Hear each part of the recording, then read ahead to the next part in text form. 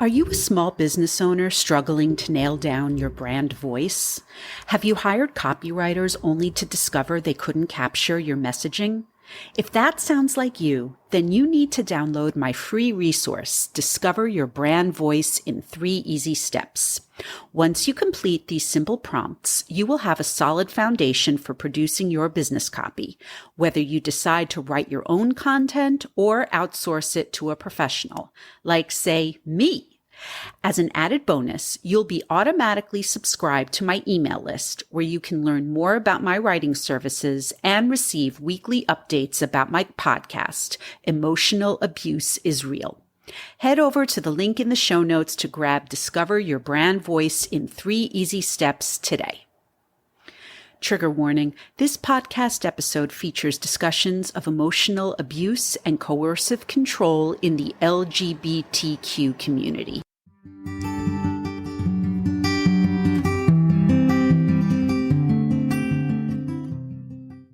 Hello, everyone, and welcome back to Emotional Abuse is Real.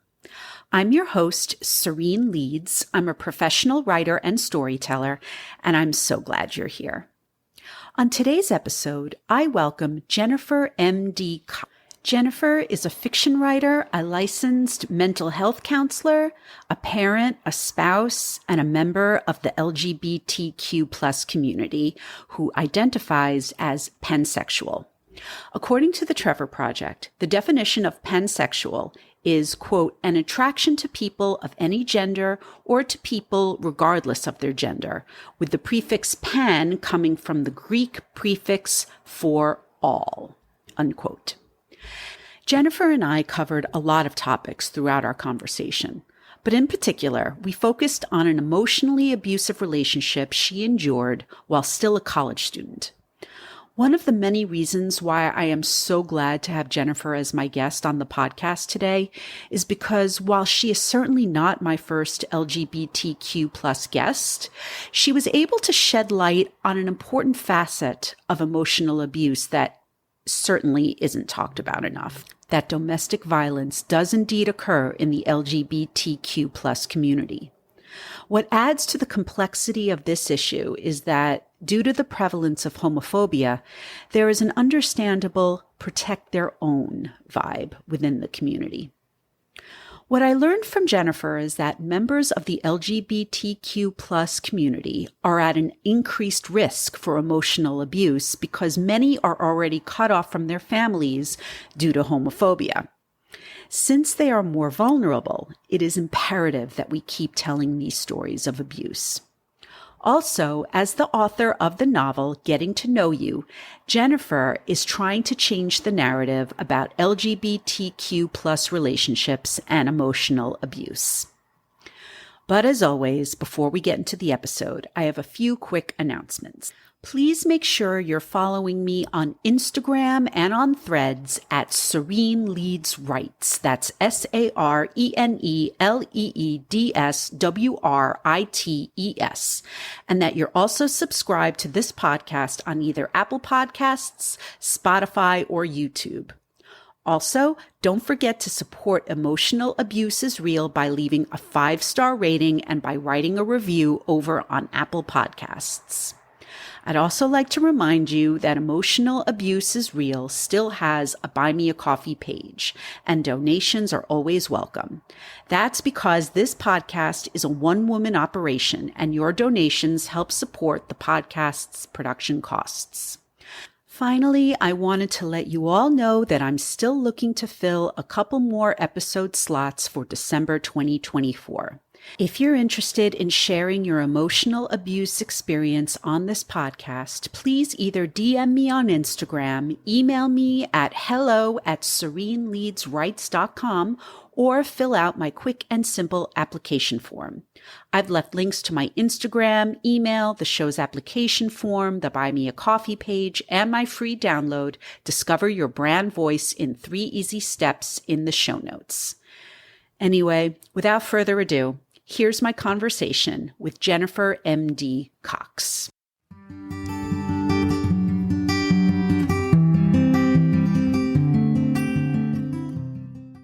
So we've connected because You are one of those perfect fit guests for this podcast. You're both an emotional abuse survivor and you're a trauma therapist. So, as I like to do with most of my guests, I'd like to turn the microphone over to you so you can share your personal experiences with emotional abuse.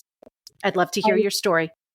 Well, I'm going to keep some parts of it vague, partially for the sake of your respecting your time, and partially because I'm still sometimes scared for my safety and my family's safety. I understand. That's why I say the floor is yours. You tell me what you're most comfortable sharing, and whatever you need to keep private, that's fine. And bear in mind that I've had plenty of anonymous guests here before. So yeah, and I've always appreciated how you give that space to your guests. Of course, of course. My first relationship when I was a young adult, I had just gone off to college. I had never dated before. I had never been in even like a mutual crush type of situation before. So this relationship really swept me off my feet, and I was so determined to try and be the best partner I could. And obviously, we always make mistakes, even years into relationships. But this was somebody that had captured my imagination, captured my passion, and that I was very dedicated to.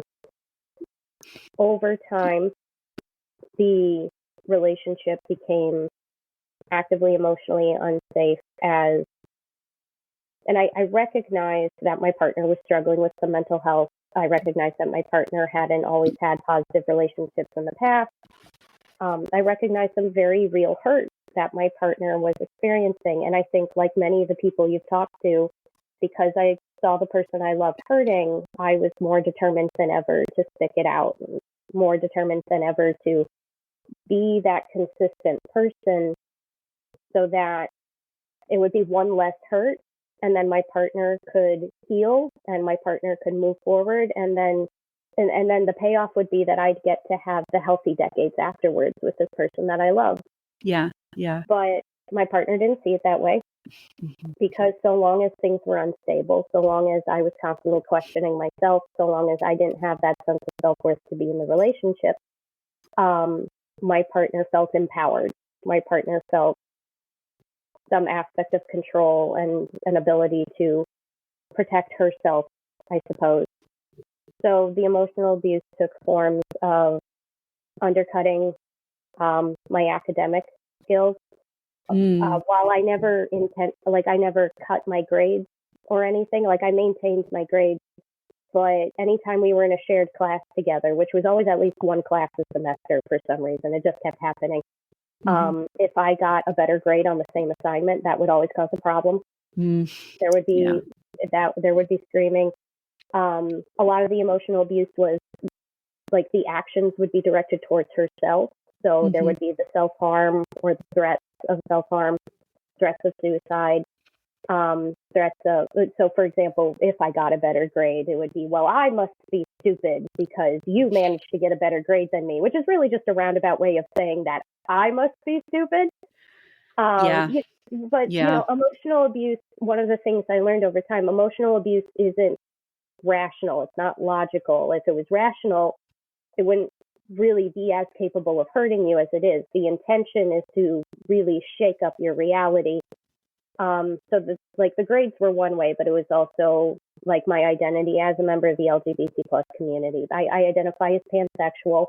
I didn't know about my gender flux identity at the time. That was something I was experiencing, but didn't have the language for. And that would be a source of like, well, do you actually see, my partner would ask, do you actually see me as desirable? Or like your desirability towards me doesn't count because you're pansexual, so you don't, like, the way that you love me isn't good enough to like make me feel loved. Like, again, things that don't really make sense, but she was crying as telling me this, and I wanted to validate her pain. There were aspects to it that were also tied to our intimacy as well. I also grew up Catholic, so, you know, I had that layer. on Sure. there. So then Yeah. there was emotional abuse around the faith aspect too of, oh, well, you believe these things, but the church is so bad for people like us. Like, you were taught these things by people who don't think that we should be together in the first Right. place. Right. And trying to separate me from those beliefs, and then getting really weird about it when I couldn't quite get myself to stop believing in Jesus. So we just accepted it that I was mentally ill, you know? Oh, yeah. Yeah. So, and then everything culminated after a couple years. The aspect of emotional abuse, I don't know how often this gets talked about, dumping me as a form of emotional abuse, breaking up with me, but not allowing me to leave. Like, she was dating another person before breaking up with me that I knew about, because I was trying to be supportive of like ethical non-monogamy, trying to broaden my horizons from my Catholic upbringing and everything. Sure. Like, I still support ethical non-monogamy, but like, that, looking back, that's not what this was. Right. She had found her new person, you know, test drove that relationship, broke up with me, but I wasn't allowed to be single. I wasn't allowed to go meet people. I wasn't allowed to like have my own time to myself. Yeah. The suicide threats would keep happening. The "you still have to do this for me" would happen. Then that relationship ended because that person recognized what was happening and left. God bless her. And yeah. And thank goodness. Yeah. I ended up back in because I literally couldn't escape. Like, she had smeared blood on my hands. She had spat on me. She knew where I slept. We were on the same college campus. There's nowhere I could go. Right. So I ended up back in the relationship. I had started to emotionally move on from this person, and I made myself start feeling for her again, because it's just safer to be where she was than to not know what she was going to do next. Yeah. And then she did the same thing 1 year later, and I was like, we're done. I'm not doing this for the rest of my life. Yeah. So when I kept that line, that's when things would get really erratic and kind of violent and weird. And then further impact of the emotional abuse. You spend so much of your time in the relationship protecting your partner from other people finding out what's going on. Sure. I'm sure we'll dive into this later, how being part of the LGBT plus community contributes to that specifically. I definitely have questions about that. Yeah, I'm glad you brought that up. Yeah. And so, but then once I had like officially been like, I'm never getting back with you. Like, you're with your new person. You ended the relationship. We're not doing this again. Yeah. And then I met another person, and we were just casually going on dates. Like, it's not like I got engaged. Right. And then suddenly she was doing everything that she used to do behind closed doors just to my face. But because I was refusing to go behind that closed door with her, now everyone could see it. So now there was the emotional spillover of all the people who knew us seeing what was happening and being like, what is going on? And coming to me asking for an explanation, and me having to kind of like explain that this has actually been happening for a really long time, and I was just dealing with it alone. Right. So that all happened while I was at college getting my bachelor's in counseling psychology. I am in no way making light of No, you gotta laugh. Of anything. No, I always like to say, I'm just like, what better case studies would you have had? Well, considering I originally went to college because I specifically wanted to work with children, and I still do. Oh, I see. So okay. It wasn't like, and again, I do still have aspects of my faith, although Lord knows I've been through a lot of, even outside of what my ex did, just being a member of the LGBT plus community. You have to look at how you were raised and everything. Of course. So God bless my mom. But one of the things she tried to do to help me with this was, well, now you'll have so much more empathy for trauma survivors that you're going to work with. And I'm just going to throw out there, I don't think that was necessary. No, of course not. Of course. First of all, I already had my own just general childhood stuff that we as a family went through together. That was plenty, Mom. We don't need more. Of course.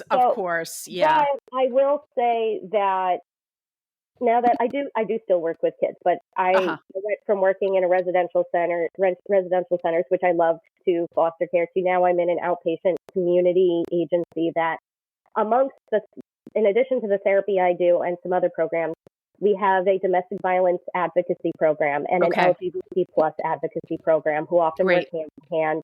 And while I'm technically not staff in those programs, we often collaborate. We often have shared clients, obviously. And I will say that going through this experience, while it did not make me a good professional, it got me to start asking the questions that I needed to ask in order to be a good professional to work with this population. Because I could have, theoretically, I could have just kind of taken this lived experience. And in some ways, I do still have it shoved in a box. I am still going to therapy. Yay. Good. Good. But, like, it's still a work in progress. But Yeah, I sure. could have just shoved it in the box and been like, I'm going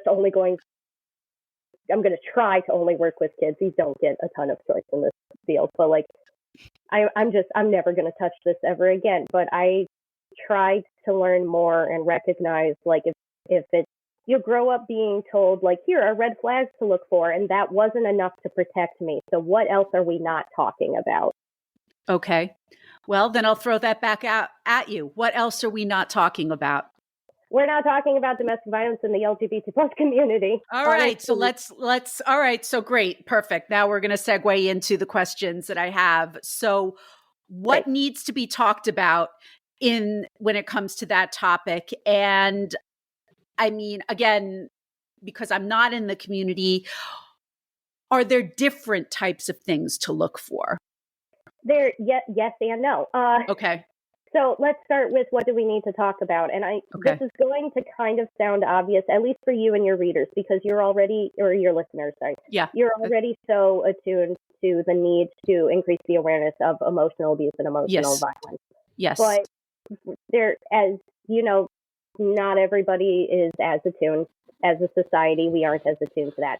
One of the things we're not attuned to is just the bare fact that domestic violence can occur in LGBT plus relationships. And I'm going to say why it sounds kind of obvious to say, but I'm going to say why it's not obvious in our hearts as members of the LGBT plus community.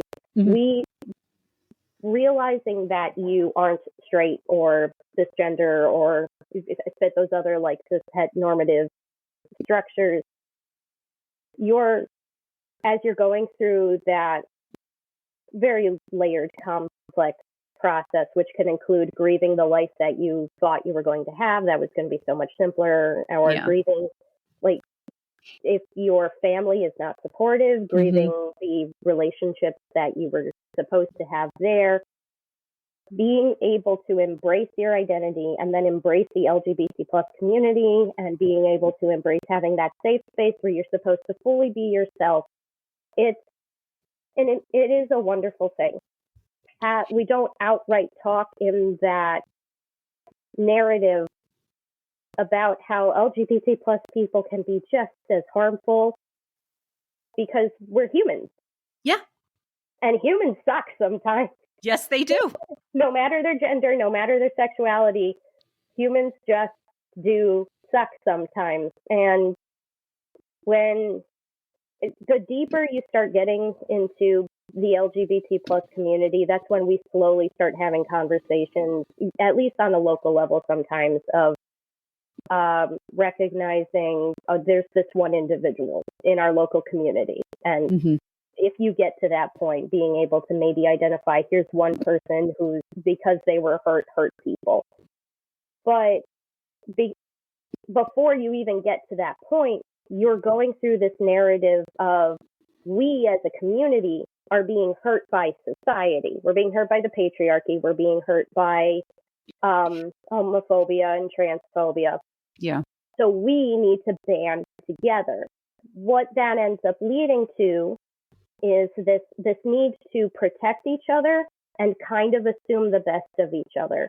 And I'm not saying that I don't want to do that, but putting myself back into like 18-year-old me's shoes, who just figured out that I'm pansexual, and, you know, holy cow, that explains a lot, actually.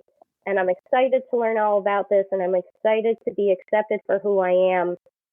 And all of the stories that I was ever told about unhealthy relationships were about men hurting women. And there's this focus on, well, if I want to be a good member of this community, I need to protect my fellow members of this community.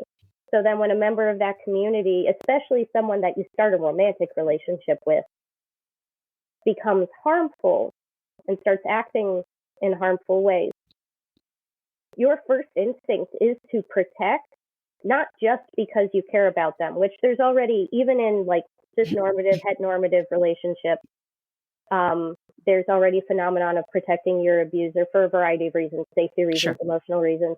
But add on to that in like same-sex or just not normative, like patriarchal structure relationships. I need to protect you from the society that's going to hurt you because they're already primed to discriminate against you. Yeah. If I were to call the police on my partner, is my partner more likely to die? So that's something we're not talking about because it's scary, because we don't want to hurt each other. We don't want to put each other in a position of being, subjected to a system that is already primed to hurt us.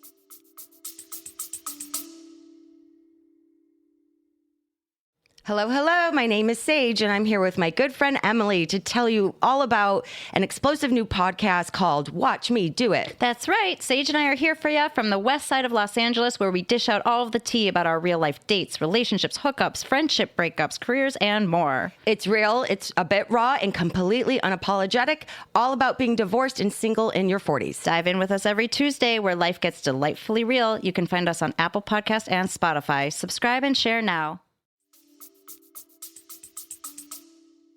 So it's like you're in a no-win situation because you know that, I know it's a cliched term, that there might be a couple of bad apples in the community, but but you don't want to hurt the whole community by shedding the light on the people who are toxic.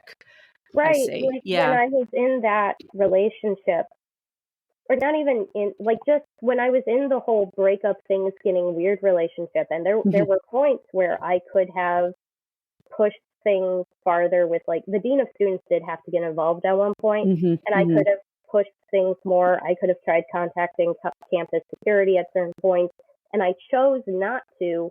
One, because I didn't know, are they going to have a disproportionate response to this person that I don't actually want to get hurt? Right. And two, is this going to have larger consequences where they're going to look at relationships that look like ours on the outside and say, well, we need to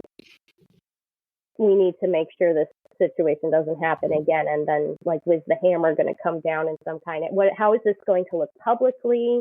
Is this going to have weird press for my school? Is it going to look like my school is discriminating against my partner? Yeah. Things that I just chose not to do certain things because it just didn't feel safe. Right.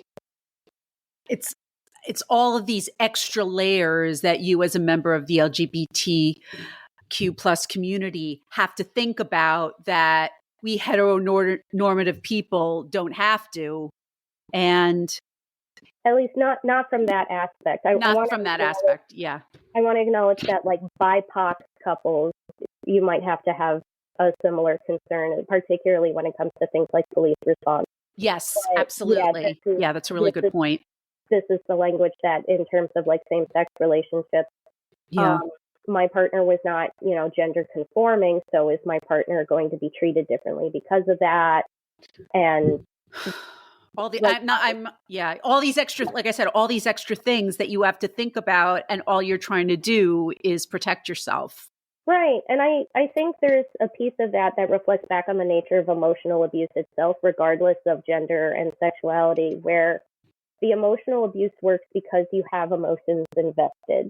You care about this person. Yeah. And so for members of the LGBT plus community, you care about them as an individual, and you care because your relationship is a political act of itself. It's an act of resistance itself, that you are happy and in love together, despite your church or your family or your government telling you that you shouldn't be allowed to. You being happy and in love is itself a grand gesture that is bigger than just your own life. And so you've poured your emotion into this person.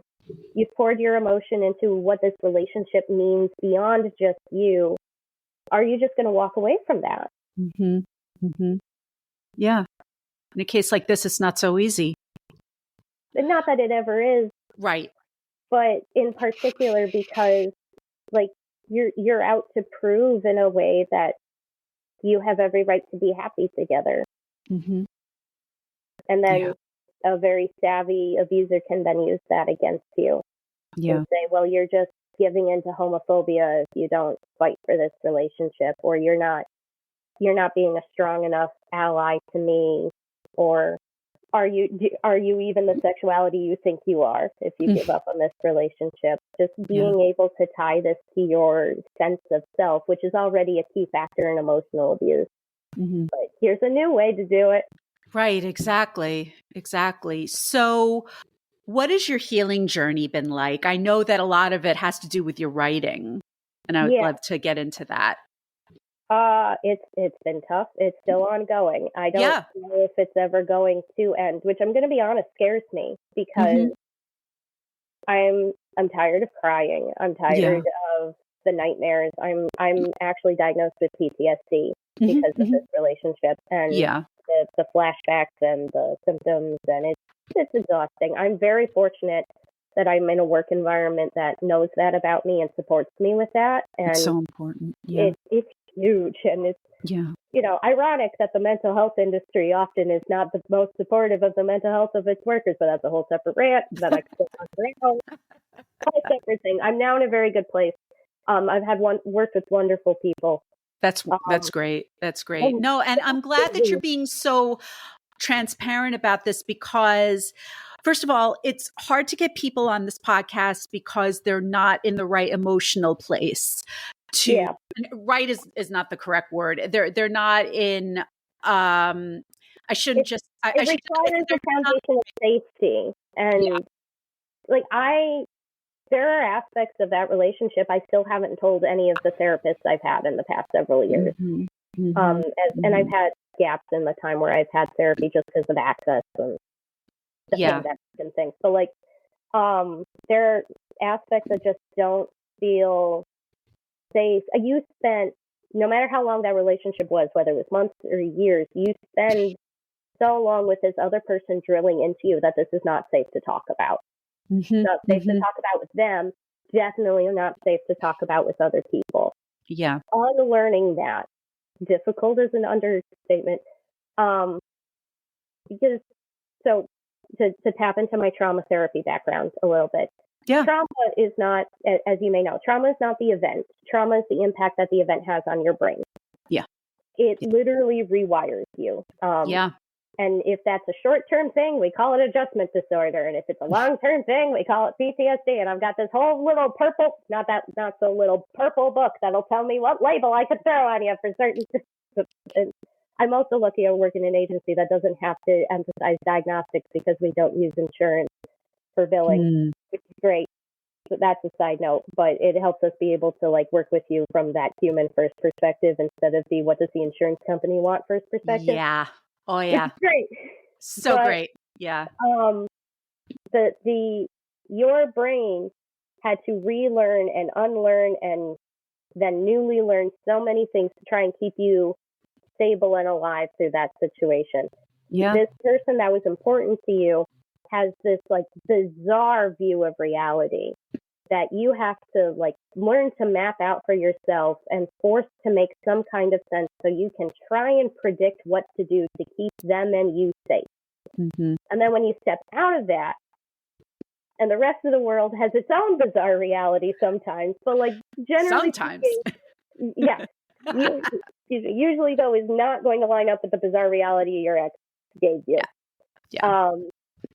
Trying to talk about it is so hard to do because it's it's like a different language that other people don't have the lexicon for, because it's going to, so one key example, I won a writing contest within the first year of our relationship together. I go to tell my partner, and the first thing she does is march away from me.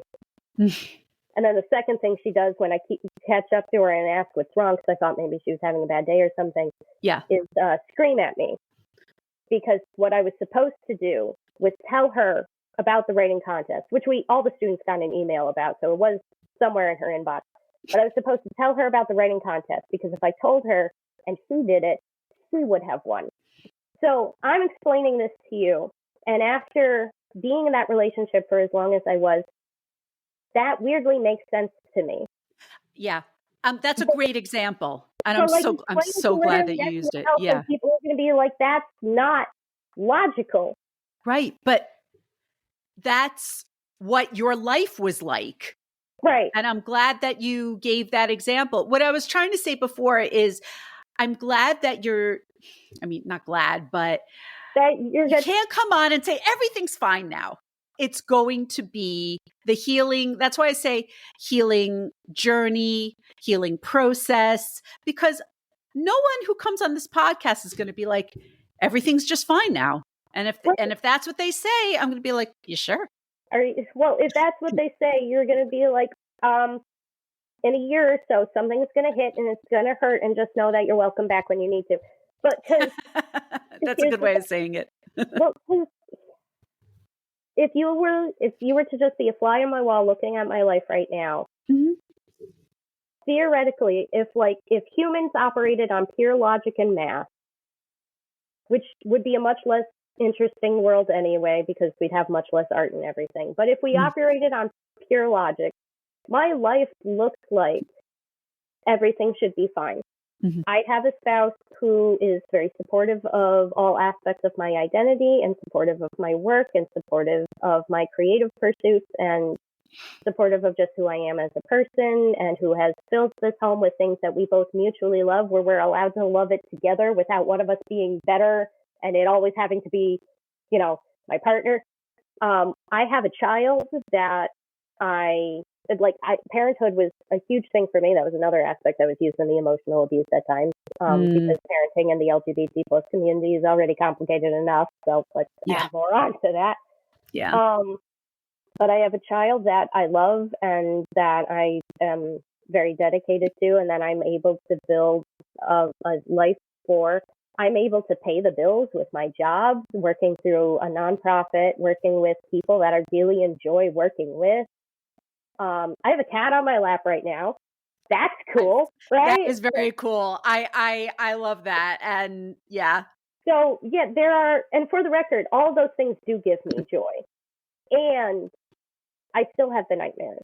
Sure. I still, sometimes, I feel bad for him when this happens. My spouse will do something that just activates my fight or flight response because it's following the language of my ex's relationship and not the outside world's language.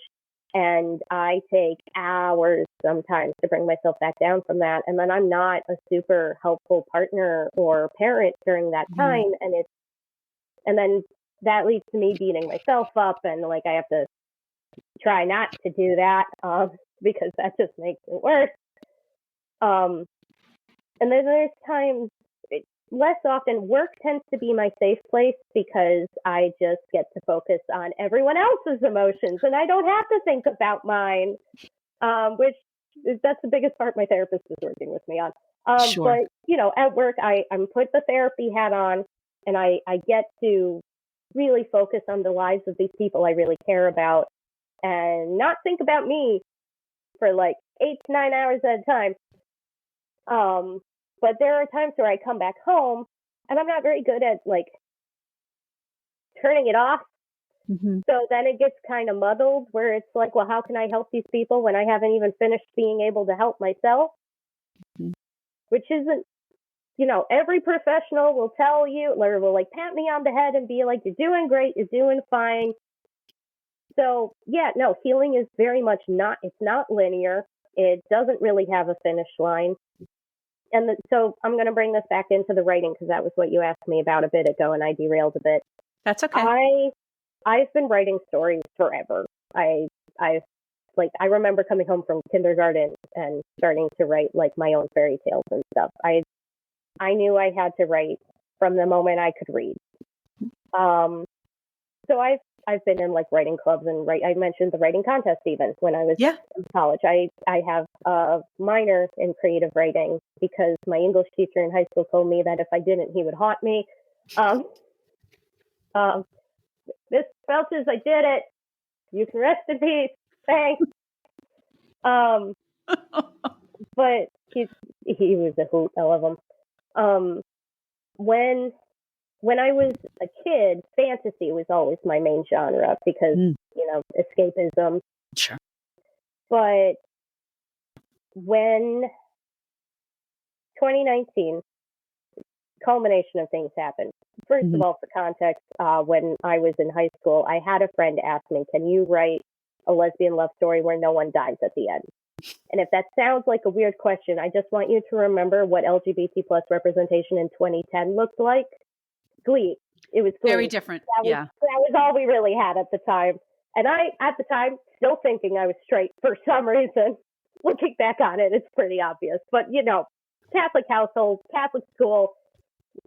So I tried writing the story and basically got like a list of things that I thought were supposed to happen in a good relationship, but no like story. So then I went through this relationship as a young adulthood, had to unlearn things about love and safety and relationships. And then come 2019, I have my child, like my newborn, and I'm listening to people's video essays on like 50 Shades of Grey and After and these romance series that are highly critiqued for demonstrating emotional abuse and not being very aware that that's what they're doing. Like, because for the record, I have no shade for the dark romance genre. And there are absolutely people out there who write those types of relationships, but understand that's what the relationship is. But like, there was just the zeitgeist was so full of, I can't believe all of these romance novels that have these abusive relationships, and we keep giving them publishing deals, and they keep marketing themselves as happily ever afters. And by that point, I was just like, you know what? If E.L. James can get a publication deal, what is stopping me? So, and even that, wasn't that just like her version of Twilight? It was. I mean, that wasn't even an original idea. Well, I mean, I'm gonna more for Stephenie Meyer's sake, I guess. Not that I necessarily want to defend all of her actions either. Yeah. I'm gonna throw out there that I think most of 50 Shades.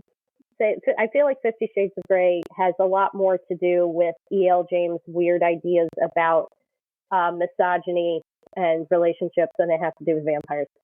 Anyway, I basically, as someone who was not overly familiar with the romance genre, because frankly, as a kid, reading romance was hard because it felt like I was struggling a lot with feeling like I deserved to be loved.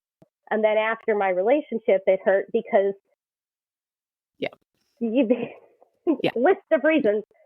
Yeah. So it was recognizing, okay, there's a whole genre out there that romance is one of the largest genres in publication, if not the largest, from what I understand. Yeah. I haven't dove into the numbers super much just because I don't have a plethora of time, but it's a clearly very influential genre. You can't watch an action movie without finding romance subplot, much to my God, of course not. grandfather's concern. So my family complains about that all the time. My family in general is just kind of like, when I want to see it, I want to see it, and other times can I avoid it? So it's just when you have so many people that are kind of putting out these messages out there without having fully processed the narratives they've internalized over time about relationships and about dynamics and about what is safe and what is not. I wrote a book. I got so mad I wrote a book is what happens. And I love that. It's in a way, if you look at it from, I guess, my therapist's point of view, you can see the areas where I am processing and healing, and you can see the areas where I still need to really sit with it, because in my book, it's called Getting to Know You. the two leading ladies, it's all entirely told from Maggie's point of view, but Gwen is the one who survived the domestic violence relationship. And that relationship is explicitly like emotional abuse throughout that relationship. Yeah. If I feel like if I wrote this a little bit later in my healing journey, maybe I would have written it from Gwen's point of view instead. I don't know. Or maybe I would have written an entirely different book where the point of view character was the survivor. Maybe that'll happen in the future. I don't know. It's not currently on I have a 5-book series on my work in progress list. Go me. Smart That's idea, awesome. I guess. But anything is possible. You are not the first writer to be like, no, I could have done that differently. I could have done that. You're a writer. You're a writer. I'm going to recognize that where I was at when I was writing this story was coming to terms with what had happened to me and giving it the real language of what it was, but still, like, I'm still kind of holding parts of it at arm's length. I'm still trying to give myself some grace. The part of the book that to be honest, it was almost re-triggering to like edit this book and to go through parts of this book. And one of the parts of the book that I feel most strongly about is there's a chapter where Gwen and Maggie are on the phone after they had a run-in with Gwen's ex, who is like the stalker antagonist of the book. And Maggie invites Gwen to just say whatever you want to say about what happened. And Gwen explains the nature of the relationship and talks about what she's learned in her years of therapy since that relationship. And the reason why I wanted that chapter in there so much was because I wrote this book really with like older adolescents and young adults in mind, recognizing that that's going to bring us all the way back to where we started. We have like one set narrative that we as a society really recognize as domestic violence, which is man hurts woman, woman gets black eye, woman leaves and gets with another man or something like that. You know, with still customize your trauma, but like that's the version we know. That's the typical version. And I wanted to be one of the people who puts out there that that's not the only way that it looks. So a big part of what Gwen talks about in that is even how, like, as the emotional abuse was cycling, how it was almost kind of addictive, because when you get to the other side of a particular bad incident, you feel like such a good girlfriend. Like, I really stuck it out. Like, I didn't get scared. I didn't leave. I'm here for you. I care about you. I'm helping this person. I'm going to help this person. Yeah. And like, not that my love is going to cure you, but if I love you enough, maybe you'll believe in yourself enough to go to therapy or like, or something.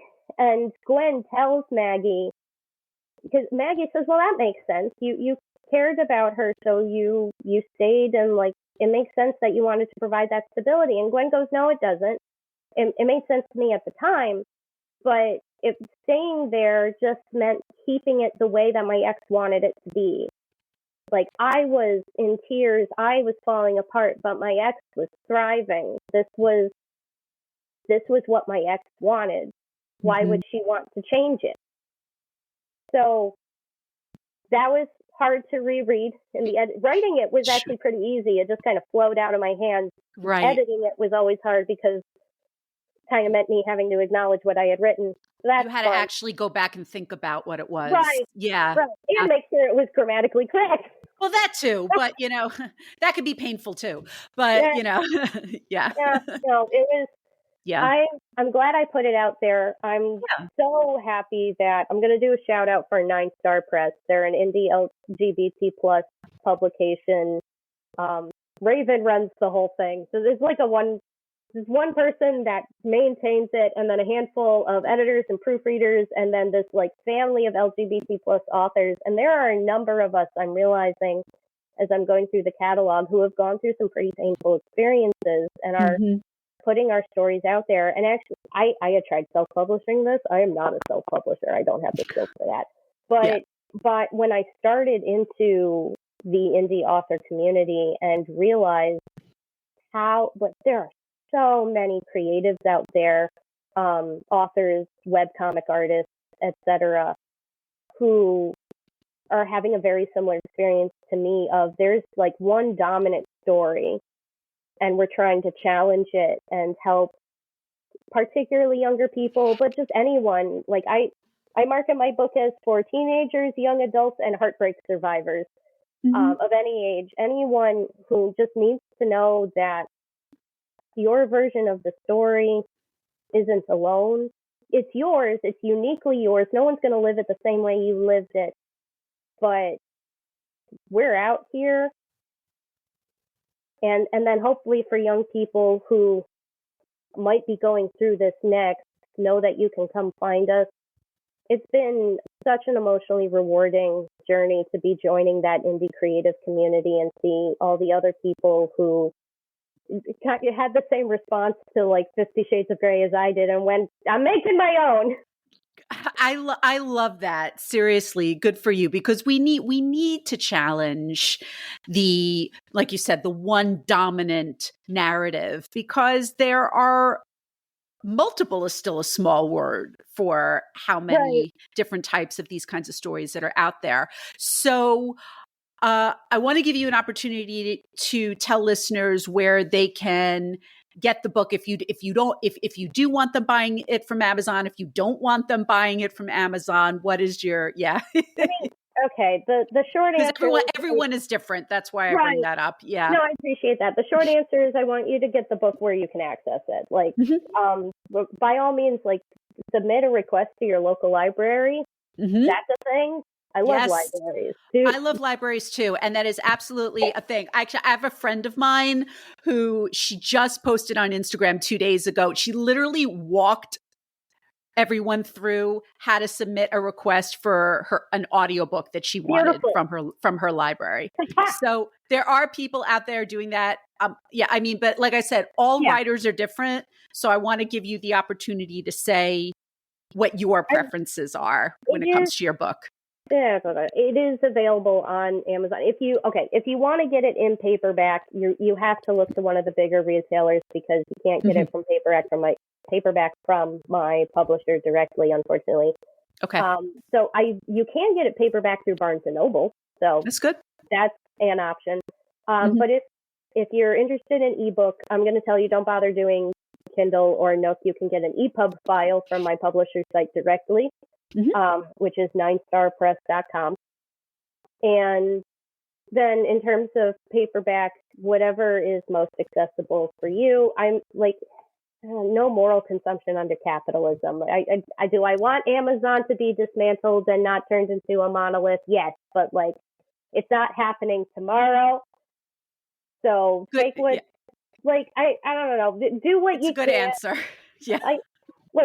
So to connect this to my role of therapy, part of what I think makes people better therapists is when you try to enact social justice on a broader scale, including outside of your therapy sessions with your clients. So am I pro, like, take down Amazon? Yes. But if that's if someone gave you an Amazon gift card, so that's the most reasonable way for you to get the book, I'm not going to argue with you. You're being completely reasonable. Totally. I mean, that is a completely reasonable answer. Like, you can have your beliefs, but also don't be ridiculous. People are writing books and they want them to sell, and there are certain places where you can get those books. So so we'll all work together for a change and read books in the meantime. We're going to do our best. Exactly. Talk with your guest about how one of the aspects of emotional abuse is that you end up over-explaining yourself all the time in the hopes that you make sense. We don't put it in so many words, but it happens all the time. Yeah, I believe that. So I appreciate you saying that to me, because my husband is always like, I know about what happened to you 10 years ago. You don't have to explain it to me again. I'm like, but I need to know that I'm making sense right now. I need because it's been used against me. So yeah, exactly. Relatable. Yay. So I just want to ask you one more question about your book, which is Getting to Know You, because you mentioned that you write fiction to address lessons you wish you learned when you were younger. What are some of those lessons? that my listeners can take with them? Absolutely. Biggest lesson that I wish I had known when I was younger is the biggest one I'm going to start with. Mm-hmm. It's not inherently your responsibility to prevent yourself from getting into an unhealthy relationship. Yeah. People don't go around with their red flags on the surface. You're going to start that relationship, and then the red flags are going to start coming out. And you're young, you're inexperienced, you want to be loved, you want this person to know that they're worthy of love too. It's not going to be as easy as seeing that red flag, turning around and walking away. Sometimes it's not even safe to do that. Mm-hmm. The next thing is to recognize that it does happen in same-sex relationships, that it's not just man against woman. It could be woman against man. It could be man against man. It could be woman against woman. It could be agender. It's not inherently about gender and sexual orientation. It's about power. And power can stem from a lot of different things. Yeah. And the fact that somebody is taking power from you means you had power to start with. It means you had worth, and it means you still do. Yeah. Because otherwise, why would the fight still be happening? Mm-hmm. And then the biggest reason why I wrote this book is you're going to find love again. This isn't it. Maggie and Gwen's story takes place years after Gwen has ended that relationship and has been in therapy and has been building her life again. It's not about her relationship with her ex, although her ex, it is about how there's a haunting impact from her ex that she needs to be able to face in order to accept love again. But love does come again. You're not, just because this person wasn't the one, doesn't mean something's wrong with you, doesn't mean this is what you're destined for. So when it comes, the only thing you have to do is recognize you're worthy enough to receive it and to help it thrive. Yeah. And you can do that by protecting yourself. Absolutely.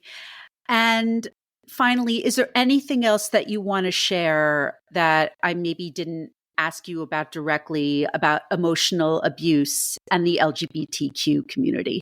It's really hard for us to talk about as a community because, as I mentioned earlier, we are trying to protect each other, and we absolutely do need to protect each other. But one of the best ways we're going to protect each other is by talking about this, is by helping each other recognize the unique ways that LGBT plus people are at an increased risk for domestic violence relationships. Lots of LGBT plus individuals are cut off from family and church and other supports because of homophobia. Yeah. So they're already at increased risk of that isolation factor that DV perpetrators look for. A lot of people in the LGBT plus community have some pretty shattered senses of self because of gender norms and relationship norms, and DV perpetrators look for that. Yeah. We as a population are in some ways even more vulnerable. And so it's more important than ever for us to talk to each other about the health of our relationships and not hold each other to the expectation that we need to make it work. No one uses this word, but this almost we need to make it work for the sake of the community. Because every time a cute lesbian couple breaks up, it looks bad or something. Being able to recognize that we've already been through so much hurt and this is part of it. Mm-hmm. And talking about it is how we're going to make it better. I agree. Thank you so much for all of your insights, Jennifer. How can my listeners connect with you? I think the easiest way is to use the hashtag LMHC who loves to write, because my username on most platforms is @Genevieve_the_witch, which is super hard to remember and weird, but it's too late to change it now. I don't want to rebrand. But hashtag LMHC who loves to write is what I put on my content, where I break down psychology aspects that you can use in your creative writing, including gaslighting, Darvo, all of our emotional abuse and secure attachments, all of our fun friends. I have talked about them. So you'll find me on TikTok and Threads the most often. I'm trying to figure out Instagram, but I can handle max 2 platforms at a time before I lose my mind. So I totally get it. That's why I pretty much tell my listeners to come and find me on Instagram and Threads. So right, yeah, right. I totally get that. So yeah, Threads and TikTok, hashtag LMHC who loves to write, and share how you're healing through your storytelling. Wonderful. Jennifer, thank you so much for being on the podcast today and for sharing your story. It was great to talk to you. Thank you for having me. It's been wonderful. It's my pleasure.